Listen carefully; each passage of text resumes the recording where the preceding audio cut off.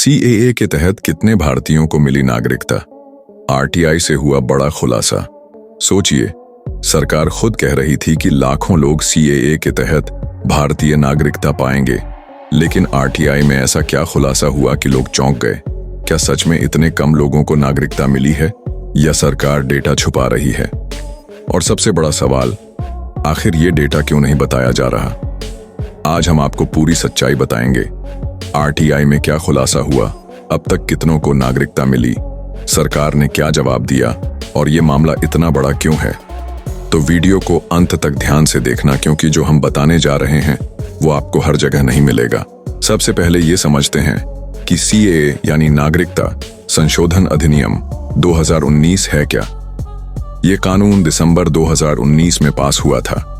इसका मकसद था पाकिस्तान, बांग्लादेश और अफगानिस्तान से आए उन धार्मिक अल्पसंख्यकों को नागरिकता देना जिन्हें वहां धार्मिक उत्पीड़न का सामना करना पड़ा। इसमें 6 समुदाय शामिल हैं: हिंदू, सिख, बौद्ध, जैन, पारसी और ईसाई। लेकिन शर्त ये थी कि ये लोग 31 दिसंबर 2014 से पहले भारत आ चुके हों। इन लोगों को नागरिकता के लिए 11 साल की बजाय सिर्फ 5 साल भारत में रहने की शर्त पूरी करनी थी। लेकिन ध्यान रहे, मुस्लिम समुदाय को इसमें शामिल नहीं किया गया। यही वजह थी कि ये कानून शुरुआत से ही विवादों में रहा। आपने दिल्ली, असम और कई जगहों पर बड़े विरोध प्रदर्शन देखे होंगे। विरोध करने वालों का कहना था कि ये कानून संविधान के खिलाफ है, क्योंकि ये धर्म के आधार पर भेदभाव करता है। वहीं सरकार का कहना था कि ये कानून सिर्फ उन अल्पसंख्यकों के लिए है जो अपने देश में उत्पीड़न झेल रहे हैं। सीएए पास तो दिसंबर 2019 में हो गया था, लेकिन इसके नियम नहीं बने थे।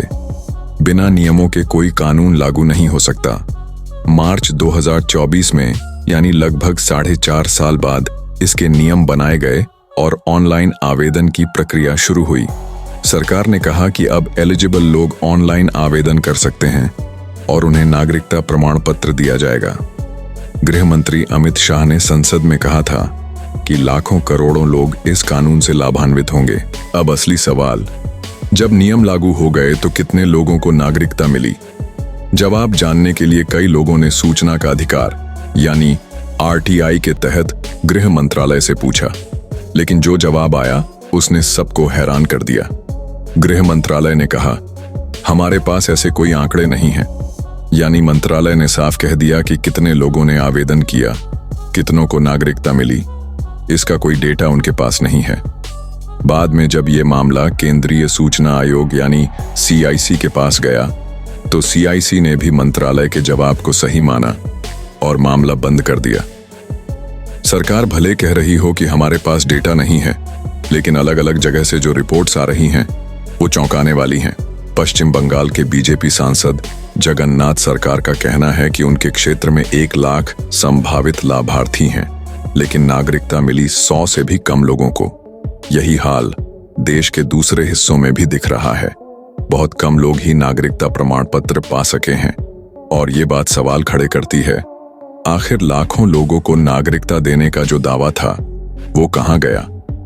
अब एक और दिलचस्प बात, गृह मंत्रालय ने भले आरटीआई में कोई डेटा नहीं दिया, लेकिन इंटेलिजेंस ब्यूरो यानी आईबी ने पहले बताया था कि 31,313 लोग इस कानून के तत्काल लाभार्थी हैं। इसमें 25,000 हिंदू, 5,000 सिख, 55 ईसाई, 2 बौद्ध और 2 पारसी शामिल थे। लेकिन ये आंकड़ा 2020 का है, जब कानून बना था। तब से अब तक क्या हुआ ये स्पष्ट नहीं है।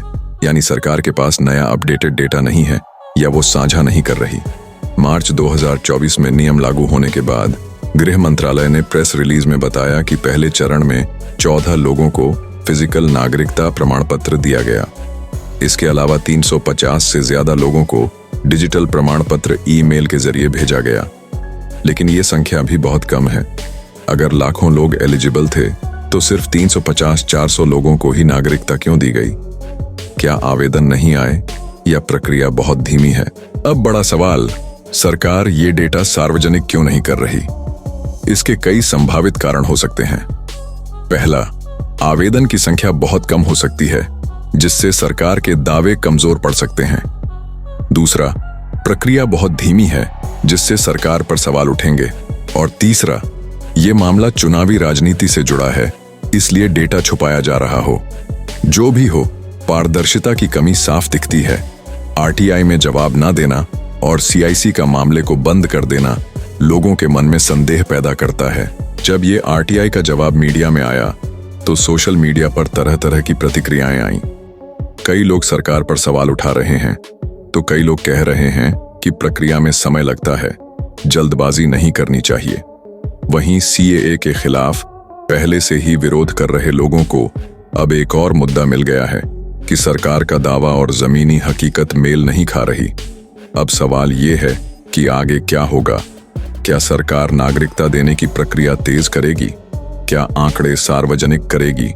या ये मामला ऐसे ही अंधेरे में रहेगा? गृह मंत्री अमित शाह ने हाल ही में कहा है कि सीएए पूरी तरह से लागू है और एलिजिबल लोगों को नागरिकता दी जाएगी, लेकिन आंकड़े न मिलने से लोगों में भ्रम बना हुआ है। आपको क्या लगता है, सरकार को ये डेटा सार्वजनिक करना चाहिए या नहीं? क्या ये कानून अपने मकसद में सफल हो रहा है या नहीं? कमेंट में अपनी राय जरूर बताइए। और हाँ, वीडियो शेयर करें ताकि ये जानकारी ज्यादा लोगों तक पहुंचे। सीएए पर राजनीति बहुत हुई, दावे भी बहुत हुए, लेकिन आंकड़े साफ नहीं हैं। सच्चाई ये है कि जब तक सरकार खुद पारदर्शिता से पूरी जानकारी सामने नहीं लाएगी, तब तक सवाल उठते रहेंगे। और सवाल पूछना जरूरी है, क्योंकि यही लोकतंत्र की ताकत है।